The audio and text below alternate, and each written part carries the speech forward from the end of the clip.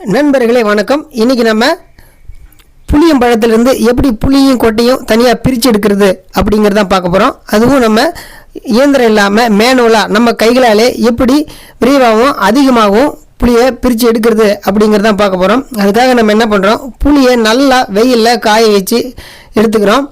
இப்போ நம்ம இது போகிற பலவையான கல்லில் எண்ணெயை ஊற்றுறோம்.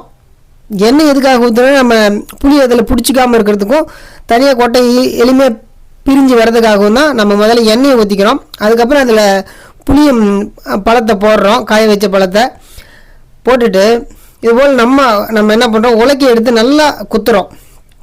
இதுபோல் குத்தும் போது என்ன ஆகுன்னா, அந்த புளியம்பழம் நசுங்கி அதில் இருக்கிற குட்டையெல்லாம் தனியாக பிரிஞ்சு வருது. அதான் நீங்கள் இப்போ பார்த்துட்ருக்கீங்க. பாருங்கள், இந்த அம்மா நல்லா குத்துறாங்க. குத்தும்போது பாருங்கள், தனியாக அந்த கொட்டையெல்லாம் பிரிஞ்சு வருது. நாம் கைகளால் அரிஞ்சு எடுத்து இருக்கிறதோ இல்லை புட்டு எடுக்கிறதோ ரொம்ப சிரமமான வேலை. ஆனால் இதுபோல் நம்ம உலக்கையால் நல்லா குத்தும்போது பாருங்கள், தனியாக பிரிஞ்சு வருது. அதான் பார்த்துட்ருக்கீங்க. இதுபோல் நம்ம தொடர்ந்து குத்தணும்.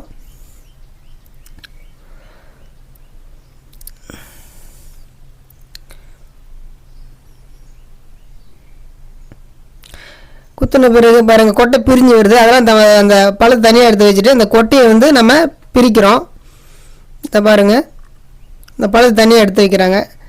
எடுத்து இந்த கொட்டையெல்லாம் ஒரு பக்கமாக தள்ளி விட்டுறாங்க. கீழே தள்ளி விட்டுட்டு திரும்பி நம்ம அந்த பழத்தை எடுத்து போட்டு குத்துறாங்க.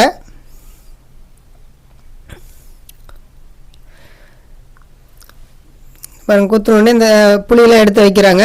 கொட்டை தனியாக பிரியுது. இதுபோல் தாங்க நம்ம பிரித்து எடுக்கணும். திரும்ப பாருங்கள், அந்த கொட்டையை பிரிஞ்ச கொட்டையை தள்ளிட்டு புளி எடுத்துட்டாங்க. இதுபோல் நம்ம 1-2 முறை குத்தும்போது என்ன ஆகுன்னா, அந்த கொட்டையெல்லாம் முழுசாக பிரிஞ்சு தனியாக வந்துடும்.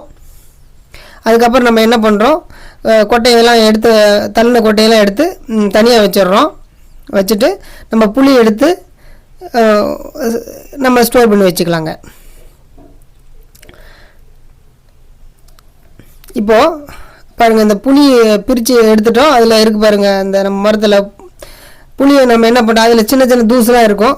அதெல்லாம் என்ன பண்ணுறோம், புடச்சி எடுக்கிறாங்க. பாருங்கள், இந்த ஓடு தூசு இதெல்லாம் பிரித்து எடுத்துடணும். புடச்சி எடுத்துட்டு நம்ம கொட்டையை பயன்படுத்திக்கலாம். பல விதமான பயன்பாட்டுக்கு கொட்டையை நம்ம தேவைப்படுது, பயன்படுத்திக்கலாம். எளிமையாக கொட்டையை எப்படி பிரித்து எடுக்கிறதுன்ற பார்த்தோம்.